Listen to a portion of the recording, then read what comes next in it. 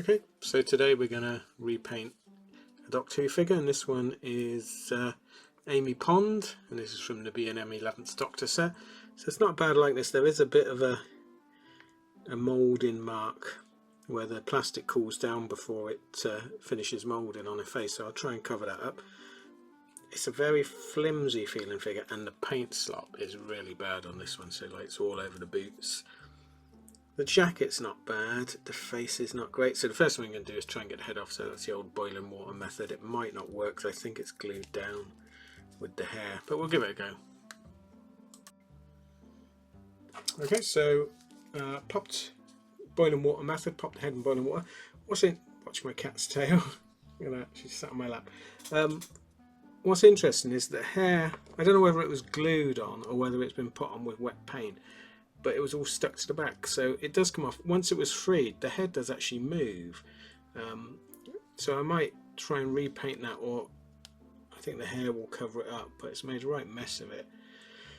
And you can see that underneath is just blue plastic, so I'm going to see what I can do with that. I managed to get a head off. It needs trimming, so what I'm also going to do is try and paint her hair, etc. The hands came off okay, but the first job is just to coat everything in Vallejo light flesh and Kadian flesh tone. But first I'm just going to use my little snippers to cut some of this neck piece off, because it's a very small hole and it needs to go back in without having to go in hot water, because that ruins the paint.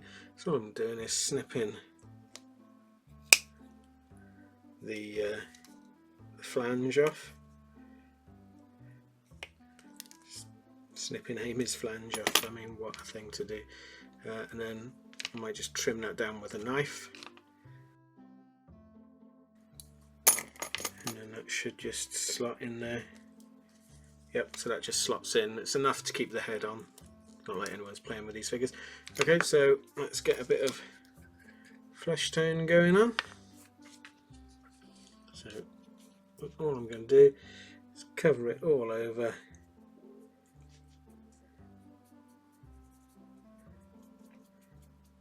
and then it will need a couple of coats, and I'll do that. We'll come back and we'll start shading it.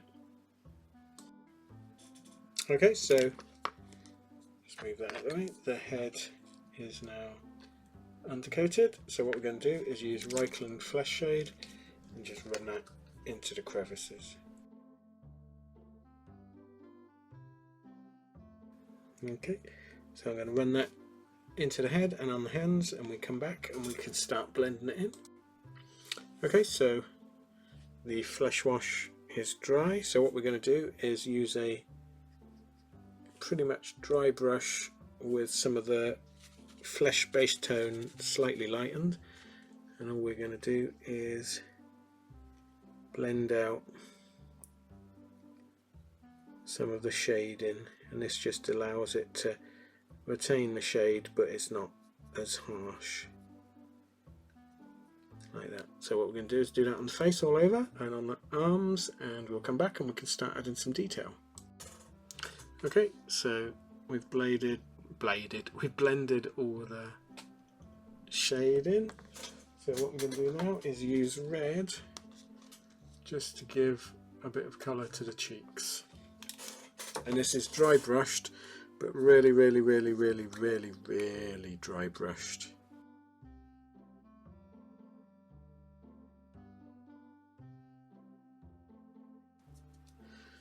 There we go. And then I'm going to mix some of the red with the, shall I use my thinner brush, with the flesh tone, just to make a lip colour. Actually, let's have a look. I just want to see what colour lips she normally did. She wear lipstick in it? Yeah, so she wore quite red lipstick, so we're going to make it slightly redder than we normally would.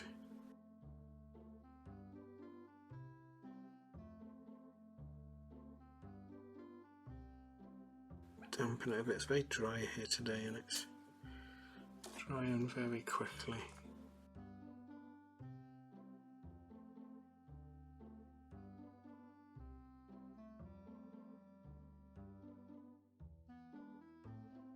There you go. So I might have to tidy that top lip. You can see it's just gone slightly too big on one side. We're also going to paint her eyes in using white.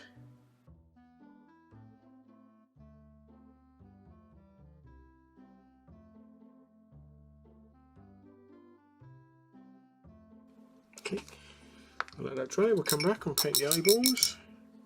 Okay, so her eyes are dry. She's got green eyes, so I'm going to use Wag Flesh for that, green, and then let's paint these.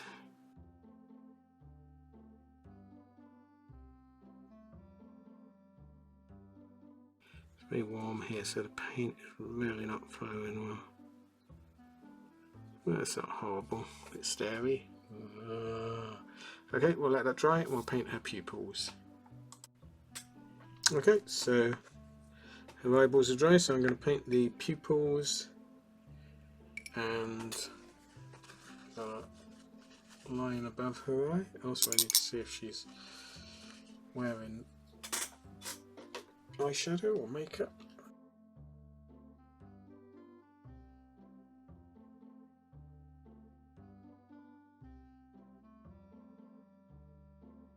There we go.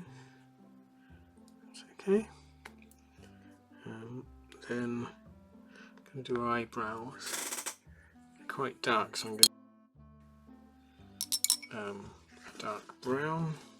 So probably don't do it more on the phone. Probably Rhinoxide.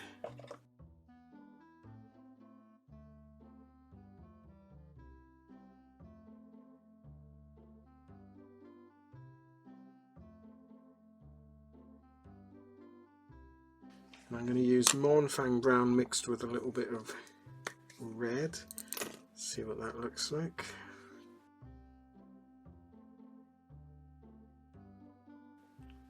Just a little bit red, so I'll mix a bit more brown. We'll come back and we'll see what that looks like. Okay, so her hair is now dry. I'm going to dry brush. This is going to be difficult. Red hair is always difficult, so I'm going to use some Bugman's Glow to start with, and we're going to have to do it in very light waves, I think.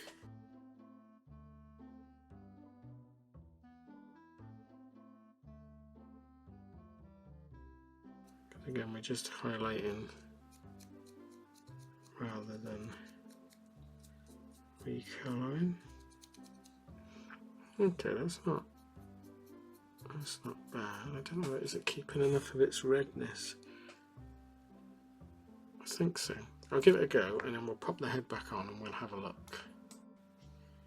Okay, so she's finished. I'm not sure about this one, whether the face is a great likeness. Looking at pictures, she didn't really have her hair like this. She had quite a high forehead for the hair. It's got a touch of the buffies about this one. But I think she's come out okay. She'll can sit with the others. I mean, she goes with her doctor that I painted last time quite well. So yeah, I think not 100% successful, but it's okay. That's about all I can say on this one. Tell me what you think of it. Do you think I've captured it, or this one's a bit of a miss? And let me know who you want me to do next time. And please like and subscribe because that helps the channel out. And I'll see you again next time. Thanks then. Bye.